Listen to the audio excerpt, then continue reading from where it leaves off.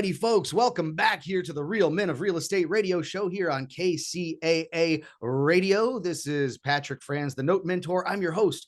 I am back with my awesome guest, professional note investor, Larry Hoffman. And right before we left for that first break, folks, we were just summarizing on why Larry is trying to get the point across to you listeners, why note investing is one of the best investment vehicles ever. And I think you were saying, Larry, that it's just less headaches when you compare it with other things like being a landlord. 100%, way less headache. And it's once I've made that transition, I will never, ever own another, well, I should say never, but my goal is to never own another piece of investment property, strictly the owning the notes. Yes. And it once you get it and you become a pro at it, it becomes kind of addicting. And 100%. Yeah. And let's talk about this. You know, I'm always very adamant with people that there's a lot to learn to be good at it. Right. And I've seen something happen quite a few times in my career so far, where there's a lot of folks that are really experienced in real estate, very savvy. They've flipped homes, they've been landlords and stuff like you did, right? And they think that when they get into notes, it's kind of like hand in hand, that it's very similar, very much the same, and it's going to be an easy transition. Not at all. Not at all. So you were doing real estate from 2006 all the way to 2019. Then you get this mentor that opens your eyes about note investing, and you're like, oh, dude, I better take a deeper look at this. So here we go. You dive in, right? But then even as a savvy investor, a savvy person like you that could raise money from private investors, you own rental properties, you know some of the terminology, you're already ahead of the game. But I'm just wondering if it was a somewhat of a little difficult transition for you and a lot to learn, was it? Oh yeah, without a doubt. And that's where I think you really need to, I'm a big advocate of finding a mentor and latching on to that person, because that mentor can take you from 0 to, like 100 in a relatively short period of time. Because there were a lot of terminologies, a lot of things that I didn't understand regarding the notes versus just, like buying and rehabbing the properties. I can do those all day long, right? Just in my sleep. But when I made that transition to professionly do note investing, there was a lot of terminology, slang, finding the notes, having those conversations with the banks, the hedge funds, and other private people, and just letting the world know that, hey, I'm a note buyer. I'm interested in buying these notes. Yeah, it's not easy, folks. There's that one statement that goes way back, right? If it was easy, everybody'd be doing it. Amen. Everybody be doing it. And so it's not easy. It does take some learning. And like Larry's saying, if you can get yourself a real trustworthy mentor, right? And I know anymore these days, since there's everybody's a mentor on YouTube and everything, it's tough to find one. But if you can find one to latch onto that's a trustworthy mentor that's actually doing it in today's market, not somebody that was successful 10 years ago and still teaches how great it was then.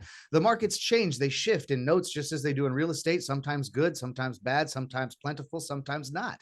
And so, folks, you got to learn the ins and outs of the business. You've got to have your hand held a little bit. Even you successful real estate investors that really know what you're talking about and you're savvy, it is not an easy transition. But I'm telling you this, if you're able to transition, or maybe you're not a real estate investor, maybe you just want to pull some money out of the stock market because it's so volatile, or maybe you have a whole bunch of money sitting around in an IRA account that's earning you 2% or something like that. It's getting swallowed by inflation these days, right? But maybe you're one of these people and you're like, well, I've never really had a good option, and maybe I would like to explore notes because, again, guys, it's very, very, very little headaches. And it's an investment that has the top 3 things that people look for all in one place, Larry, and see if you agree, right? It's got a better than normal yield when we talk about comparing to stock market averages and these kinds of things. 100%. Okay. It comes with a monthly cash flow. Yep. Right. And it's secured. Yep. So if you could find me something, anybody listening, I mean, call in, send me a message afterwards, whatever. But if you tell me another investment, it spits off monthly mailbox money, cash flow, free money comes to your mailbox every month. Then you've got it secured by something. So it's not unsecured, meaning if the market just goes down, you lose. That's not it. It's secured by a physical piece of real estate and a great yield, And so you find those 3 things in one place, you tell me, folks, and that's what we're trying to get across here. So let's talk about this. You go through the mentorship. It's a lot of coaching, a lot of training. I'm certain that you have to learn the terminologies and the specialities of the industry and so on. And the uh, the learning process is one thing, but also then when you get into it, it's like, okay, well, geez, where do I find these things? Right. So you learn all this stuff, and that's number one, folks. Get your education, get a mentor, learn this stuff, become a pro at the terminology, how the legalities work, the documentation, and how the business works, right?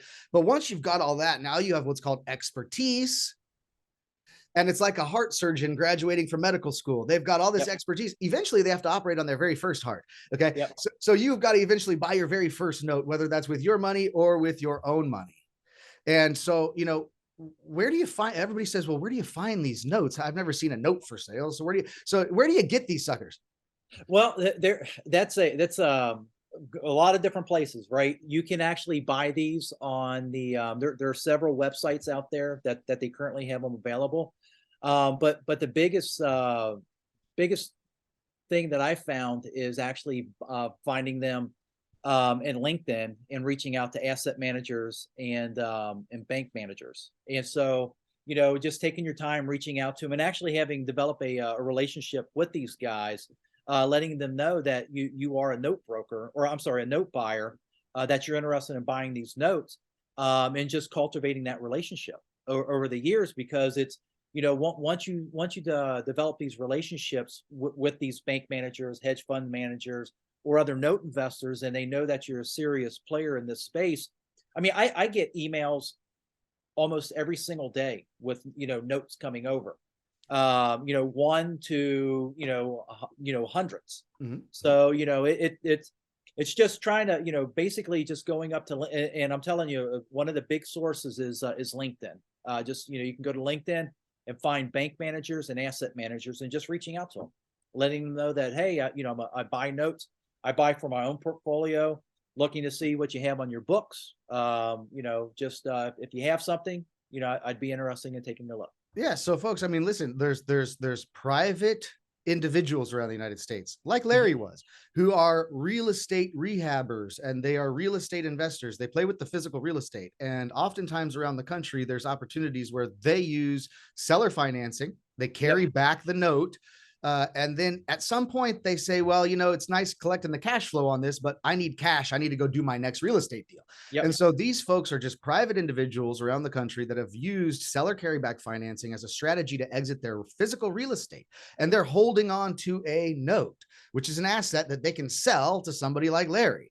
Then you've got banks, you've got credit unions, you've got hedge funds, you've got other note investors, other note Yep. investor pros that trade, buy and sell notes. And so there's several places where you can find these things, folks. I think what Larry said best is that they need to know somehow that you are a person that will buy them if they have some for sale. So it's about Right. reaching out. It's about reaching out. It's about making yourself exposed. It's about creating these relationships with people that will understand that you are an ethical buyer and that you can be a source of cash for them when they'd like to cash out of these Right. notes they're holding on to. Right. So they're all Exactly. they're all over the place, but it is making the relationships, right? First, education. Second, make relationships, right? Make relationships.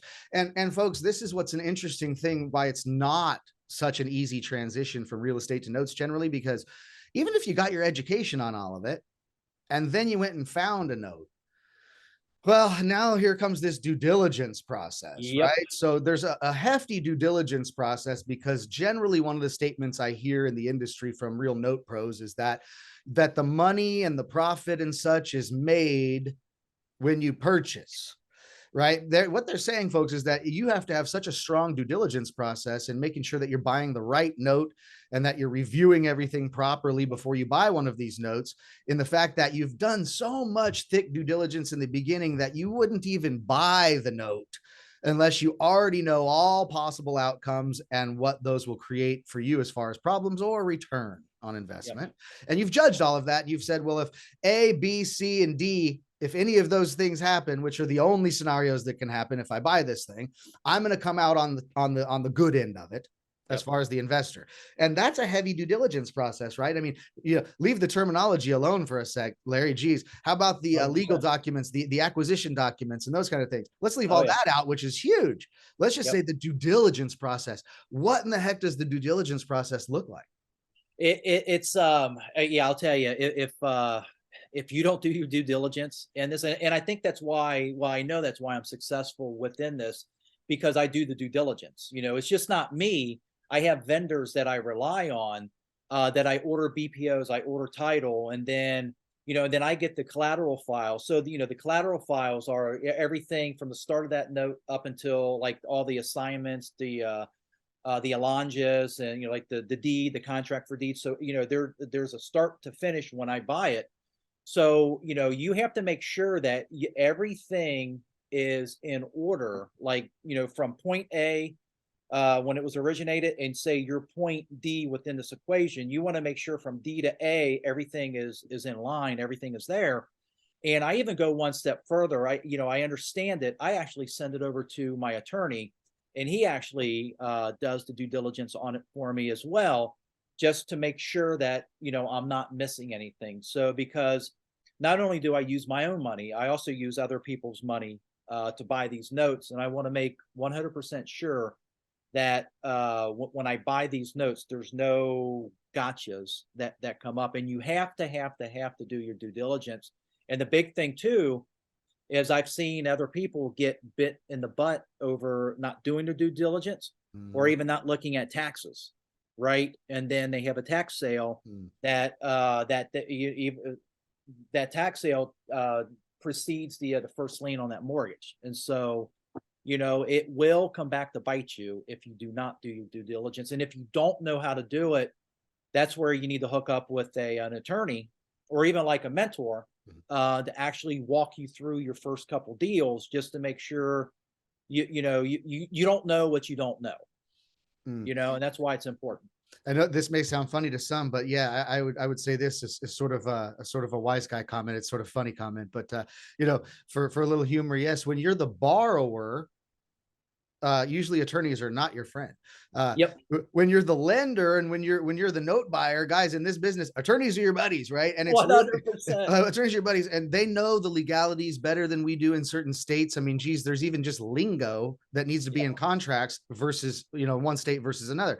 And so, yeah, folks, I mean, first of all, we suggest seeking legal advice if you want to even get into note investing, right? I mean, just Right. like, get somebody who knows what they're talking about to give you the skinny.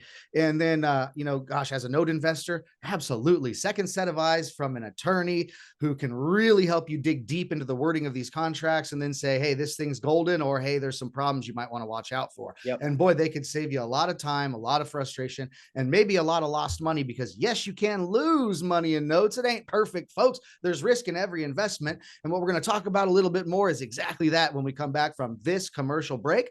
Don't go anywhere. I'm going to be right back here on KCAA Radio with my guest, professional note investor, Larry Hoffman. We'll be right back. Don't go anywhere.